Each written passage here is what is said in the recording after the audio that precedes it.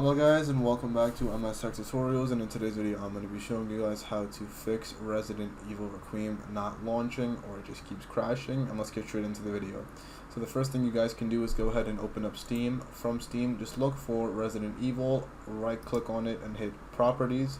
From Properties, go over to Installed Files and then go ahead and select Verify Integrity of Game Files.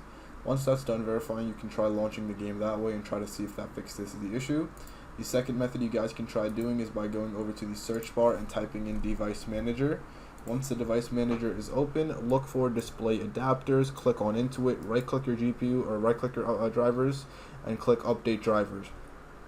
Once that's done updating, make sure you click on Search Automatically for Drivers. Once that's done updating, you can also restart your PC and also try checking to see if that fixes. You can also update your drivers by clicking on the NVIDIA app directly or the AMD equivalent app, and you can also try updating your drivers from there. Once you do all of these methods, make sure you also restart your PC and you guys should be good to go. So that should be it for the video. Thank you guys for watching. Make sure to give the video a thumbs up, subscribe to the channel, and have a great day.